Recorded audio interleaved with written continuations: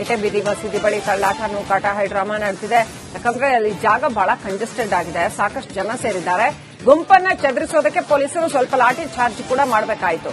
ದೃಶ್ಯಗಳಲ್ಲಿ ನೋಡ್ತಾ ಇದ್ದೀವಿ, ಪೇಟೆ ಬೀದಿಯ ಮಸೀದಿ ಬಳಿ ಒಂದಷ್ಟು ತಳ್ಳಾಟ ನೂಕಾಟ ಆದ ಹಿನ್ನೆಲೆಯಲ್ಲಿ ಪೊಲೀಸರು ಗುಂಪನ್ನ ಚದುರಿಸೋದಕ್ಕೆ ಲಾಠಿ ಚಾರ್ಜ್ ಮಾಡಬೇಕಾಯಿತು.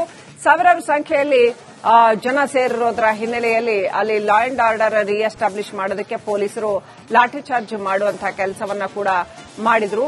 ದೃಶ್ಯಗಳಲ್ಲಿ ನೋಡ್ತಾ ಇದ್ದೀವಿ,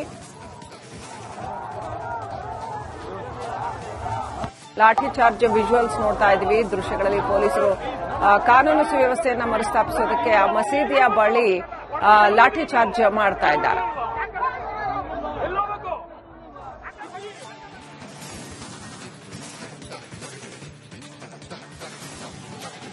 ನೆಕ್ಸ್ಟ್ ಅಪ್ಡೇಟ್ ಪಡ್ಕೊಳ್ಳೋಣ. ಪ್ರತಿನಿಧಿ ಆನಂದ್ ಫೋನ್ ಕನೆಕ್ಟ್ ಆಗಿದ್ದಾರೆ. ಆನಂದ್, ಇಡೀ ದೃಶ್ಯವನ್ನ ನಾವು ನೋಡ್ತಾ ಇದ್ದೀವಿ. ನಿನ್ನೆ ರಾತ್ರಿ ನಡೆದಿರುವಂತಹ ಘಟನೆ, ನಿಷೇಧಾಜ್ಞೆಯನ್ನ ಹಾಕಿದ್ರು ಸರಿ, ಆದ್ರೆ ಹೆಚ್ಚುವರಿ ಪೊಲೀಸ್ ಪಡೆಗಳನ್ನ ಕರೆಸಬೇಕಿತ್ತಲ್ವಾ? ಪ್ರತಿಭಟನೆಗೆ ಇವತ್ತು ಅವಕಾಶ ಮಾಡಿಕೊಟ್ಟಿದ್ದಾರೆ. ಒಂದು. ಎರಡನೇದು ಆನಂದ್, ನಿನ್ನೆ ಕಲ್ಲು ತೂರಾಟ ಆಗೋದಕ್ಕೆ ಅವಕಾಶ ಮಾಡಿಕೊಡಬಾರ್ದಾಗಿತ್ತು. ನಿನ್ನೆ ಪರಿಸ್ಥಿತಿಯನ್ನು ಸೂಕ್ಷ್ಮವಾಗಿ ಅವಲೋಕಿಸಿ ಮುನ್ನೆಚ್ಚರಿಕಾ ಕ್ರಮಗಳನ್ನ ಕೈಗೊಳ್ಳಬೇಕಾಗಿತ್ತು.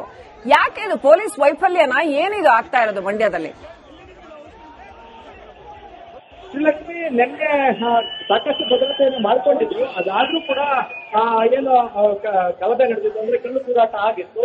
ಆ ಒಂದು ಘಟನೆಯನ್ನ ಖಂಡಿಸಿ ಒಂದು ಪ್ರತಿಭಟನೆಯನ್ನ ಮಾಡ್ತಾ ಇರುವಂತದ್ದು. ಪೊಲೀಸರಿಗೆ ರಾತ್ರಿನೇ ಹೇಳಿದ್ರು ನಾವು ಪ್ರತಿಭಟನೆಯನ್ನ ಮಾಡ್ತೀವಿ ಅಂತ. ಜೊತೆಗೆ ಬಿಜೆಪಿಯವರು ಕೂಡ ನಿನ್ನೆ ಪ್ರತಿಭಟನೆಯನ್ನ ಮಾಡ್ತೀವಿ ಅಂತ ಹೇಳಿದ್ರು. ಆದ್ರೆ ಪ್ರತಿಭಟನೆಗೆ ಯಾವುದೇ ಪರ್ಮಿಷನ್ ತೆಗೆದುಕೊಂಡಿಲ್ಲ. ಯಾಕಂದ್ರೆ ಪರ್ಮಿಷನ್ ಕೊಡೋ ಸ್ಥಿತಿಲೂ ಪೊಲೀಸರು ಇರಲಿಲ್ಲ. ಯಾಕಂದ್ರೆ ಗಲಭೆ ಈಗಾಗುತ್ತೆ ಅಂತ ಗೊತ್ತಿತ್ತು. ಆದ್ರೆ ಏನೋ ಒಂದಷ್ಟು ಮುಂಜಾಗ್ರತಾ ಕ್ರಮವನ್ನ ತೆಗೆದುಕೊಳ್ಬಹುದಾಗಿತ್ತು. ಯಾಕಂದ್ರೆ ರಾತ್ರಿ 8 ಗಂಟೆಯಲ್ಲಿ ಘಟನೆ ಆಯ್ತದೆ. ಅದಾದ ಬಳಿಕ ಬೇರೆ ಬೇರೆ ಕಡೆಯಿಂದ ಪೊಲೀಸ್ ಸಿಬ್ಬಂದಿಗಳನ್ನ ಕರೆಸ್ಕೊಳ್ಳುವಂತ ಕೆಲಸವನ್ನ ಮಾಡಬೇಕಾಗಿತ್ತು. ಪಕ್ಕದ ರಾಮನಗರ ಇರ್ಬೋದು ಅಥವಾ ಮಂಡ್ಯದಿಂದಲೇ ಹೆಚ್ಚಿನ ಸಂಖ್ಯೆಯಲ್ಲಿ ಕರ್ಕೋಬಹುದಾಗಿತ್ತು. ಆದ್ರೆ ಪ್ರತಿಭಟನಾಕಾರರಿಗೆ ಜೊತೆಗೆ ಪೊಲೀಸರ ಸಂಖ್ಯೆಗೆ ಬಂದ್ರೆ ಪೊಲೀಸರ ಸಂಖ್ಯೆ ಸಾಕಷ್ಟು ಕಡಿಮೆ ಇರುವಂತದ್ದು. ಜೊತೆಗೆ ನಿನ್ನೆ ರಾತ್ರಿ ಘಟನೆ ನಡೆದಿರೋದ್ರಿಂದ ಸ್ಥಳೀಯರು ಸಾಕಷ್ಟು ಆಕ್ರೋಶದಲ್ಲಿದ್ದಾರೆ. ಸಹಜವಾಗಿ ಆಕ್ರೋಶ ಅವರಿಗೆ ಇರುವಂತದ್ದು. ಆಕ್ರೋಶದ ಕಿಚ್ಚು ಹೆಚ್ಚಾಗಿರುವಂತದ್ದು. ಜೊತೆಗೆ ನಿನ್ನೆ ರಾತ್ರಿ ಆಗಿದೆ. ಜೊತೆಗೆ ಅಷ್ಟೆಲ್ಲ ಭದ್ರತೆ ಇದ್ರೂ ಕೂಡ ಕಲ್ಯಾಣ ಎಸಿತಾರೆ. ಅದರಲ್ಲೂ ಕೂಡ ಗಣೇಶ ಮೂರ್ತಿಗೆ ಡ್ಯಾಮೇಜ್ ಮಾಡ್ತಾರೆ ಅಂದ್ರೆ ಇವರ ಪೊಗುರು ಎಷ್ಟಿರ್ಬೋದು ಅನ್ನೋದು ಈಗ ಅಂದ್ರೆ ಪ್ರತಿಭಟನಾಕಾರರ ಆಕ್ರೋಶದ ಮುಖಗಳಾಗಿರುವಂತದ್ದು. ಮೊದಲಿಗೆ ಮದ್ದೂರಿನ ರುದ್ರ ನರಸಿಂಹ ದೇವಸ್ಥಾನದಿಂದ ನರಸಿಂಹಸ್ವಾಮಿ ದೇವಸ್ಥಾನದಿಂದ ಮೆರವಣಿಗೆ ಆರಂಭ ಆಯಿತು. ಪೇಟೆ ಬೀದಿಯ ಮಸೀದಿ ಬಳಿ ಬರ್ತಿದ್ದಂತೆ ಕರ್ಪೂರ ಹಚ್ಚಿ ಪೂಜೆಯನ್ನ ಮಾಡಿದ್ರು. ಜೊತೆಗೆ ಅಲ್ಲೇ ಏನು ರಾಮ್ ರಹೀಂ ನಗರ ಮಸೀದಿ ಇದೆ, ಆ ಮಸೀದಿಗೆ ಹೋಗುವಂತ ರಸ್ತೆ ಇರುವಂತದ್ದು. ಆ ಜಾಗದಲ್ಲಿ ಮತ್ತೆ ನಮ್ಗೆ ಆ ಮಸೀದಿ ಬಳಿಯೇ ಬಿಡಬೇಕು ಅಂತ ಒಂದಷ್ಟು ಆಗ್ರಹ ಮಾಡಿದ್ರು. ಆದ್ರೆ ಪೊಲೀಸರು ಅವಕಾಶ ಕೊಟ್ಟಿಲ್ಲ. ಅದಕ್ಕಾಗಿ ಪೇಟೆ ಬೀದಿಯ ಪಕ್ಕದಲ್ಲೇ ಇರುವಂತಹ ಮಸೀದಿ ಬಳಿ ಬಂದಾಗ ಒಂದಷ್ಟು ಇಲ್ಲಿ ಆಕ್ರೋಶ ಹೆಚ್ಚಾಯಿತು. ಜೊತೆಗೆ ಪೊಲೀಸರು ಅವರನ್ನ ಬಲವಂತವಾಗಿ ತಳ್ಳುವಂತ ಕೆಲಸವನ್ನ ಮಾಡಿದ್ರು. ಆದ್ರೆ ಆ ಒಂದು ಸಂದರ್ಭದಲ್ಲಿ ಕೆಲವು ಜನ ಪೇಟೆ ಬೀದಿ ಮಸೀದಿ ಬಳಿ ತಳ್ಳಾಟ ನೂಕಾಟ ಹೈಡ್ರಾಮಾ ನಡೆದಿದೆ. ಯಾಕಂದ್ರೆ ಅಲ್ಲಿ ಜಾಗ ಬಹಳ ಕಂಜೆಸ್ಟೆಡ್ ಆಗಿದೆ, ಸಾಕಷ್ಟು ಜನ ಸೇರಿದ್ದಾರೆ. ಗುಂಪನ್ನ ಚದುರಿಸೋದಕ್ಕೆ ಪೊಲೀಸರು ಸ್ವಲ್ಪ ಲಾಠಿ ಚಾರ್ಜ್ ಕೂಡ ಮಾಡಬೇಕಾಯಿತು. ದೃಶ್ಯಗಳಲ್ಲಿ ನೋಡ್ತಾ ಇದ್ದೀವಿ, ಪೇಟೆ ಬೀದಿಯ ಮಸೀದಿ ಬಳಿ ಒಂದಷ್ಟು ತಳ್ಳಾಟ ನೂಕಾಟ ಆದ ಹಿನ್ನೆಲೆಯಲ್ಲಿ ಪೊಲೀಸರು ಗುಂಪನ್ನ ಚದುರಿಸೋದಕ್ಕೆ ಲಾಠಿ ಚಾರ್ಜ್ ಮಾಡಬೇಕಾಯಿತು. ಸಾವಿರಾರು ಸಂಖ್ಯೆಯಲ್ಲಿ ಜನ ಸೇರಿರೋದ್ರ ಹಿನ್ನೆಲೆಯಲ್ಲಿ ಅಲ್ಲಿ ಲಾ ಅಂಡ್ ಆರ್ಡರ್ ರಿಎಸ್ಟಾಬ್ಲಿಷ್ ಮಾಡೋದಕ್ಕೆ ಪೊಲೀಸರು ಲಾಠಿ ಚಾರ್ಜ್ ಮಾಡುವಂತಹ ಕೆಲಸವನ್ನ ಕೂಡ ಮಾಡಿದ್ರು. ದೃಶ್ಯಗಳಲ್ಲಿ ನೋಡ್ತಾ ಇದ್ದೀವಿ,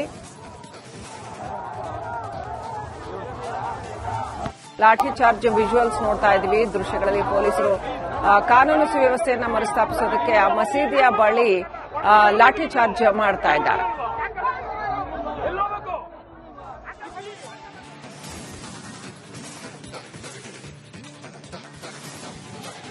ನೆಕ್ಸ್ಟ್ ಅಪ್ಡೇಟ್ ಪಡ್ಕೊಳ್ಳೋಣ. ಪ್ರತಿನಿಧಿ ಆನಂದ್ ಫೋನ್ ಕನೆಕ್ಟ್ ಆಗಿದ್ದಾರೆ. ಆನಂದ್, ಇಡೀ ದೃಶ್ಯವನ್ನ ನಾವು ನೋಡ್ತಾ ಇದ್ದೀವಿ. ನಿನ್ನೆ ರಾತ್ರಿ ನಡೆದಿರುವಂತಹ ಘಟನೆ, ನಿಷೇಧಾಜ್ಞೆಯನ್ನ ಹಾಕಿದ್ರು ಸರಿ, ಆದ್ರೆ ಹೆಚ್ಚುವರಿ ಪೊಲೀಸ್ ಪಡೆಗಳನ್ನ ಕರೆಸಬೇಕಿತ್ತಲ್ವಾ? ಪ್ರತಿಭಟನೆಗೆ ಇವತ್ತು ಅವಕಾಶ ಮಾಡಿಕೊಟ್ಟಿದ್ದಾರೆ. ಒಂದು. ಎರಡನೇದು ಆನಂದ್, ನಿನ್ನೆ ಕಲ್ಲು ತೂರಾಟ ಆಗೋದಕ್ಕೆ ಅವಕಾಶ ಮಾಡಿಕೊಡಬಾರ್ದಾಗಿತ್ತು. ನಿನ್ನೆ ಪರಿಸ್ಥಿತಿಯನ್ನು ಸೂಕ್ಷ್ಮವಾಗಿ ಅವಲೋಕಿಸಿ ಮುನ್ನೆಚ್ಚರಿಕಾ ಕ್ರಮಗಳನ್ನ ಕೈಗೊಳ್ಳಬೇಕಾಗಿತ್ತು. ಯಾಕೆ ಇದು ಪೊಲೀಸ್ ವೈಫಲ್ಯನ? ಏನಿದು ಆಗ್ತಾ ಇರೋದು ಮಂಡ್ಯದಲ್ಲಿ? ಶ್ರೀಲಕ್ಷ್ಮಿ, ನಿನ್ನೆ ಸಾಕಷ್ಟು ಭದ್ರತೆಯನ್ನು ಮಾಡಿಕೊಂಡಿದ್ರು. ಅದಾದ್ರೂ ಕೂಡ ಏನು ಗಲಭೆ ನಡೆದಿತ್ತು, ಅಂದ್ರೆ ಕಲ್ಲು ತೂರಾಟ ಆಗಿತ್ತು. ಆ ಒಂದು ಘಟನೆಯನ್ನ ಖಂಡಿಸಿ ಒಂದು ಪ್ರತಿಭಟನೆಯನ್ನ ಮಾಡ್ತಾ ಇರುವಂತದ್ದು. ಪೊಲೀಸರಿಗೆ ರಾತ್ರಿನೇ ಹೇಳಿದ್ರು ನಾವು ಪ್ರತಿಭಟನೆಯನ್ನ ಮಾಡ್ತೀವಿ ಅಂತ. ಜೊತೆಗೆ ಬಿಜೆಪಿ ಅವರು ಕೂಡ ನಿನ್ನೆ ಪ್ರತಿಭಟನೆಯನ್ನ ಮಾಡ್ತೀವಿ ಅಂತ ಹೇಳಿದ್ದು. ಆದ್ರೆ ಪ್ರತಿಭಟನೆಗೆ ಯಾವುದೇ ಪರ್ಮಿಷನ್ ತೆಗೆದುಕೊಂಡಿಲ್ಲ. ಯಾಕಂದ್ರೆ ಪರ್ಮಿಷನ್ ಕೊಡೋ ಸ್ಥಿತಿಲೂ ಪೊಲೀಸರು ಇರಲಿಲ್ಲ. ಯಾಕಂದ್ರೆ ಗಲಭೆ ಈಗಾಗುತ್ತೆ ಅಂತ ಗೊತ್ತಿತ್ತು. ಆದ್ರೆ ಏನು ಒಂದಷ್ಟು ಮುಂಜಾಗ್ರತಾ ಕ್ರಮವನ್ನ ತೆಗೆದುಕೊಳ್ಬಹುದಾಗಿತ್ತು. ಯಾಕಂದ್ರೆ ರಾತ್ರಿ 8 ಗಂಟೆಯಲ್ಲಿ ಘಟನೆ ಆಯ್ತದೆ. ಅದಾದ ಬಳಿಕ ಬೇರೆ ಬೇರೆ ಕಡೆಯಿಂದ ಪೊಲೀಸ್ ಸಿಬ್ಬಂದಿಗಳನ್ನ ಕರ್ಕೊಳ್ಳುವಂತ ಕೆಲಸವನ್ನ ಮಾಡಬೇಕಾಗಿತ್ತು. ಪಕ್ಕದ ರಾಮನಗರ ಇರ್ಬೋದು ಅಥವಾ ಮಂಡ್ಯದಿಂದಲೇ ಹೆಚ್ಚಿನ ಸಂಖ್ಯೆಯಲ್ಲಿ ಕರ್ಕೋಬಹುದಾಗಿತ್ತು. ಆದ್ರೆ ಪ್ರತಿಭಟನಾಕಾರರಿಗೆ ಜೊತೆಗೆ ಪೊಲೀಸರ ಸಂಖ್ಯೆಗೆ ಬಂದ್ರೆ ಪೊಲೀಸರ ಸಂಖ್ಯೆ ಸಾಕಷ್ಟು ಕಡಿಮೆ ಇರುವಂತದ್ದು. ಜೊತೆಗೆ ನಿನ್ನೆ ರಾತ್ರಿ ಘಟನೆ ನಡೆದಿರೋದ್ರಿಂದ ಸ್ಥಳೀಯರು ಸಾಕಷ್ಟು ಆಕ್ರೋಶದಲ್ಲಿದ್ದಾರೆ. ಸಹಜವಾಗಿ ಆಕ್ರೋಶ ಅವ್ರಿಗೆ ಇರುವಂತದ್ದು. ಆಕ್ರೋಶದ ಕಿಚ್ಚು ಹೆಚ್ಚಾಗಿರುವಂತದ್ದು. ಜೊತೆಗೆ ನಿನ್ನೆ ರಾತ್ರಿ ಆಗಿದೆ. ಜೊತೆಗೆ ಅಷ್ಟೆಲ್ಲ ಭದ್ರತೆ ಇದ್ರೂ ಕೂಡ ಕಲ್ಯಾಣ ಎಸಿತಾರೆ. ಅದರಲ್ಲೂ ಕೂಡ ಗಣೇಶ ಮೂರ್ತಿಗೆ ಡ್ಯಾಮೇಜ್ ಮಾಡ್ತಾರೆ ಅಂದ್ರೆ ಇವರ ಪೊಗುರು ಎಷ್ಟಿರ್ಬೋದು ಅನ್ನೋದು ಕೂಡ ಅಂದ್ರೆ ಪ್ರತಿಭಟನಾಕಾರರ ಆಕ್ರೋಶದ ಮುಖಗಳಾಗಿರುವಂತದ್ದು.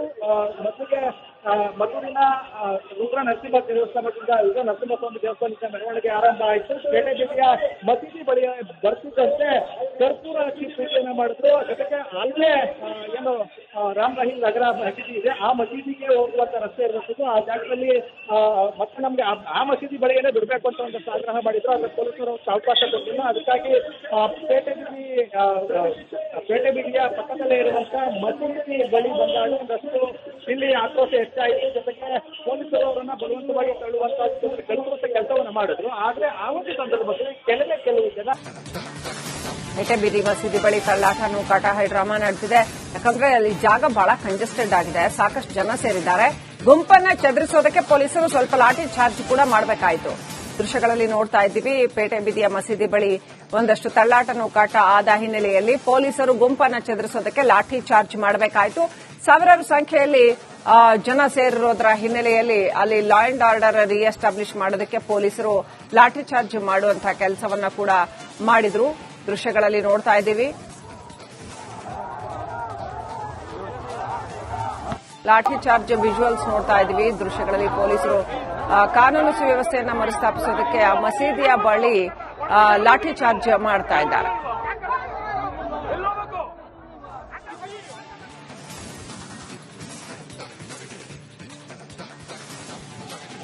ನೆಕ್ಸ್ಟ್ ಅಪ್ಡೇಟ್ ಪಡ್ಕೊಳ್ಳೋಣ. ಪ್ರತಿನಿಧಿ ಆನಂದ್ ಫೋನ್ ಕನೆಕ್ಟ್ ಆಗಿದ್ದಾರೆ. ಆನಂದ್, ಇಡೀ ದೃಶ್ಯವನ್ನ ನಾವು ನೋಡ್ತಾ ಇದ್ದೀವಿ.